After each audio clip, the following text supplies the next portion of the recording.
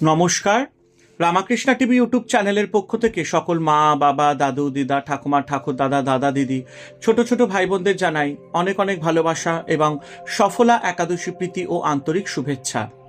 আজ সফলা একাদশী, তাই আজ আমি আবারও চলে এসেছি শ্রী শ্রী রামকৃষ্ণ মিশনের শ্রীমদ্ ভগবদ্গীতা সম্পর্কে আলোচনা করতে, যা সহজ সরল অনুবাদ ও ব্যাখ্যা করেছেন স্বামী লোকেশ্বরানন্দ মহারাজজি এবং সংকলন ও সম্পাদনা করেছেন স্বামী চিদরূপানন্দ মহারাজজি।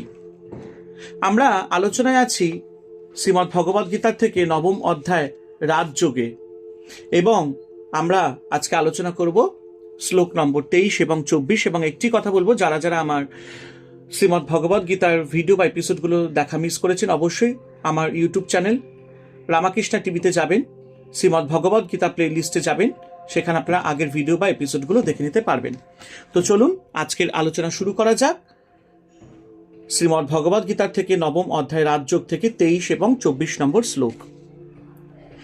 যেহ পন্ন দেবতা ভক্তা যজন্তে শ্রদ্ধান্বিতা তেহপি মামেব কন্তয় যজন্ত বিধিপূর্বকম। অর্থাৎ এই শ্লোকে ভগবান বলছেন, হে কন্তেয়, শ্রদ্ধাযুক্ত হয়ে যে সকল ভক্ত অন্য দেবতাদের পূজা করেন, তারাও অজ্ঞানপূর্বক অর্থাৎ আমার সর্বাত্মক স্বরূপ না জেনে আমারই পূজা করেন। ঈশ্বর এক, দুই নয়। অজ্ঞতার বশে কেউ কোনো পশু পাখি বা উদ্ভিদকে দেববুদ্ধিতে পূজা করতে পারে, এতে তার আত্মজ্ঞান হয় না। সে বারবার জন্মগ্রহণ করে, কিন্তু তার পূজা বৃথা যায় না। এই পূজা শেষ পর্যন্ত ঈশ্বরের কাছে পৌঁছায়। ঈশ্বর প্রসন্ন হয়ে তার চিত্তের মালিন্য দূর করে দেন এবং ঈশ্বর তার স্বরূপ তার কাছে প্রকট করে তাকে শান্তি ও মুক্তি দেন। তার আর পুনর্জন্ম হয় না। সংসারে সাধারণ লোকেরা ঈশ্বরের পূর্ণ স্বরূপের কোনো সন্ধান পান না। তারা প্রকৃতিতে চিত্তাকর্ষক শক্তি বা অধিষ্ঠাত্রী দেবতার উপাসনা করে থাকেন। কিন্তু সাধকের যদি ভক্তি থাকে, যদি তার উপাসনা আন্তরিক হয়, সেই উপাসনা কখনো ব্যর্থ হয় না। ওইসব ভক্তের মধ্যে শ্রদ্ধা আছে ঠিকই, কিন্তু তারা জানেন না যে ঈশ্বর এক ও অনন্ত। সেই সত্য তাদের জানা নেই। তাই তারা এখানে সেখানে স্বতন্ত্র দেবদেবীর পূজা করেন, কিন্তু তাদের সেসব পূজা পরিণামে ভগবানের কাছেই এসে পৌঁছায়। ভগবান অন্তর্যামী, তিনি সাধকের হৃদয় দেখেন। অহং হি সর্বযজ্ঞানাং ভোক্তা চ প্রভুরেব চ ন তু মামভিজানন্তি তত্ত্বে নাতশ্চ বন্তিতে।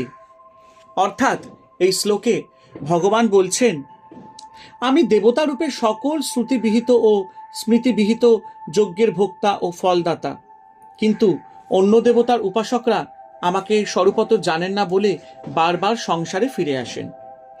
ঈশ্বর অনুগ্রহ করে নিজের পরিচয় দিচ্ছেন। অর্জুন তার প্রিয় প্রিয় পাত্র, তাই তার কাছে আত্মপরিচয় দিচ্ছেন। কত নামে ও কত রূপে আমরা ঈশ্বরকে ডাকি, কিন্তু ঈশ্বর এক ও অদ্বিতীয়। যতদিন না এই সত্য আমরা জানতে পারছি, ততদিন আমাদের মুক্তি নেই। বহু দেবদেবীর বর লাভের জন্য আমরা বহু যাগযজ্ঞ করি, কিন্তু এই যাগযজ্ঞের ফলদাতা ও ফলভোক্তা ওই একই ঈশ্বর। এই সত্য না জানা পর্যন্ত আমাদের বারবার সংসারে জন্মগ্রহণ করতে হয়। আমাদের বুঝতে হবে, দেবতাদের পূজাও সেই ভগবানেরই পূজা। ভগবানই সমস্ত যজ্ঞের প্রভু এবং ভোক্তা। মানুষ যে কর্মই করুক না কেন, যে উপাসনায় ব্রতী হোক না কেন, ভগবানই তার সকল যজ্ঞ ও তপস্যার প্রভু, তার সমস্ত সাধনার ফলদাতা ও ভোক্তা। এইসব বিভিন্ন দেবদেবীর পিছনে শুধু এক অনন্ত ঈশ্বরের বিদ্যমান, কিন্তু অজ্ঞানী সাধক তা বুঝতে পারে না। তাই অজ্ঞানতা বশত সে যজ্ঞের প্রকৃত পথ, যথার্থ উদ্দেশ্য ও মহৎ ফল হতে বিচ্যুত হয়ে সংসারে আবদ্ধ হয়ে পড়ে। ভগবান লাভের পরিবর্তিতে সাংসারিক সুখ সমৃদ্ধি কামনা করে। ফলে আধ্যাত্মিক জীবনে যে মুক্তির আনন্দ তা লাভ করতে না পেরে সংসারের ভোগে ও দুঃখে নিমগ্ন হয়। তাই আমাদের সর্বদা মনে রাখতে হবে, আমরা যদি কোনো এক বিশেষ দেবতার পূজা করি, আমাকে বুঝতে হবে যে আমার ইষ্ট দেবতা বা ইষ্টদেবী সেই পরম অদ্বিতীয় ঈশ্বরের একটি মূর্তি বা রূপ। হরে কৃষ্ণ কৃষ্ণ কৃষ্ণ হরে হরে, হরে রাম রাম রাম হরে হরে। জয় শিব শম্ভু, জয় দেবী দুর্গা দুর্গতি নাশিনী, জয় মা কালী। ওং নমো ভগবতে বাসুদেবায় নমঃ।